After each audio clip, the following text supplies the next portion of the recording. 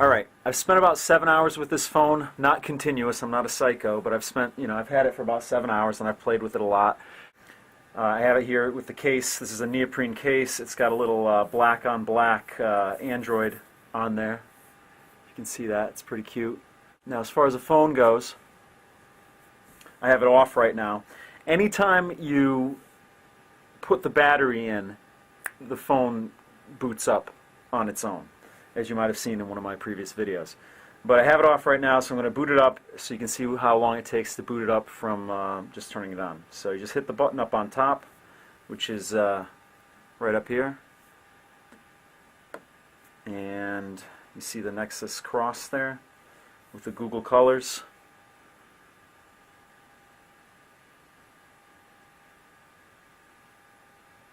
And it'll take a couple seconds, as you might have noticed on my previous video. And there we go. There goes the Nexus animation.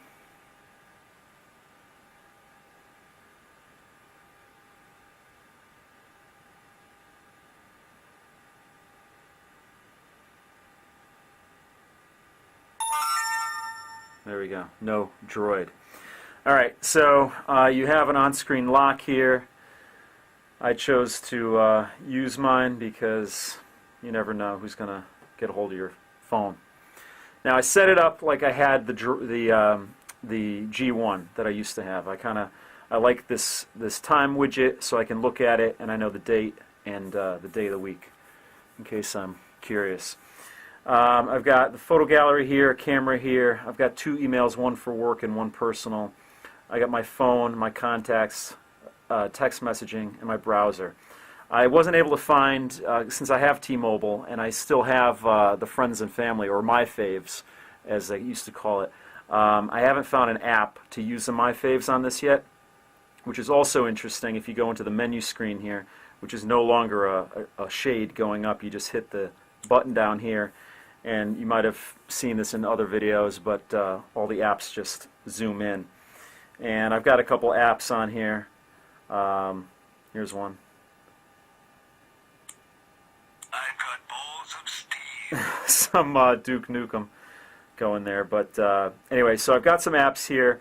And one of the things that was curious about this was when I went to put T-Mobile, the T-Mobile suite of apps on here, it didn't recognize this phone as a T-Mobile phone.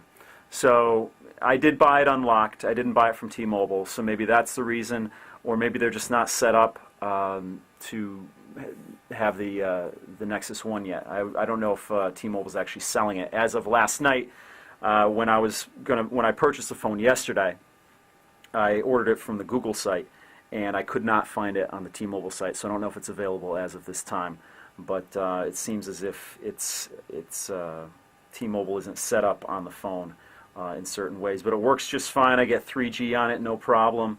And you can use this phone on AT&T, as you might know, but you can only use it on the Edge service or Edge band. You cannot use it for 3G on AT&T.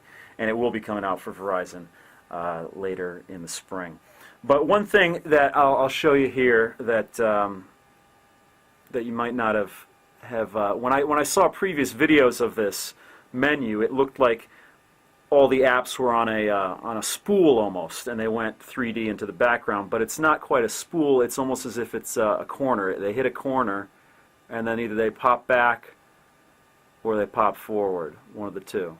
So it's a really cool effect on the phone. It's an upgrade from the previous phone. Obviously, it's just eye candy, but that's why people buy phones. That's why people buy these things. Otherwise, people would be talking on flip phones still, for the most part. But it's still got a lot of great apps on here. I downloaded some of them, and Shop Savvy is an awesome app. Ring Droid, I make all my own ringtones with it. So it's really cool, and it gives you the flexibility that the iPhone doesn't. I haven't messed with Google Goggles yet, but it looks like it could be pretty cool. And I think that's pretty much about the apps. You guys should know about them if you're into Android or not. But down here, instead of the shade going up and down, you just hit the home button down here, which is also replicated on the soft keys down here. So you have a back button, a menu button.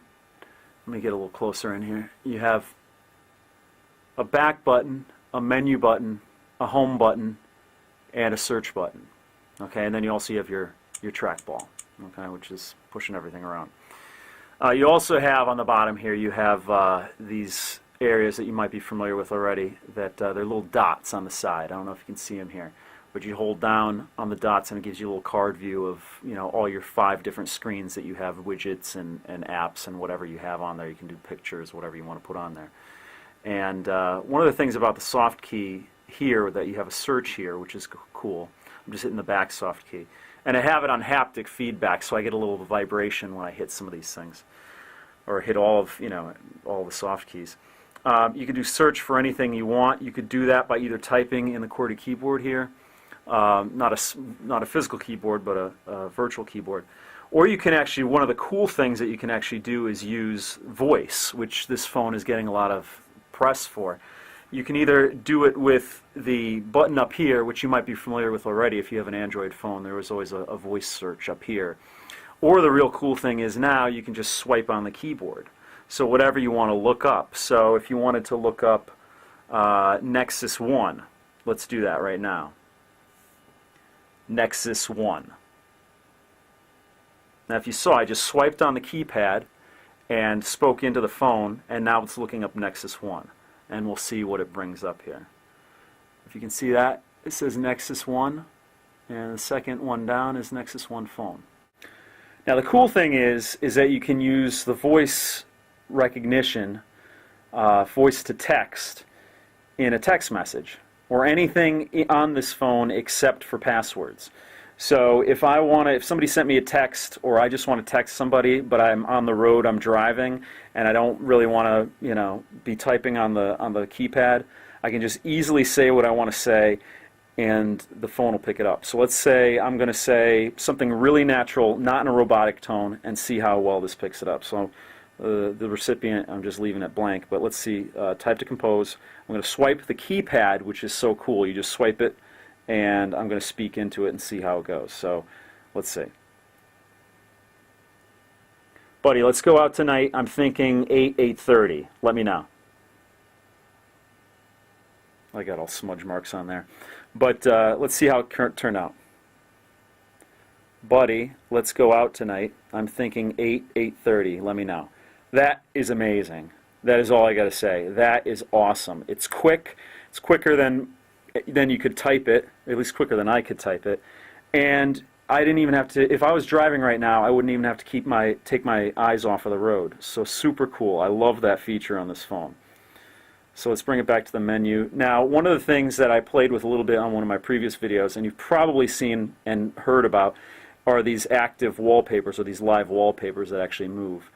I think it's cool. This is my favorite one. It's a lake with leaves in it, and you touch it.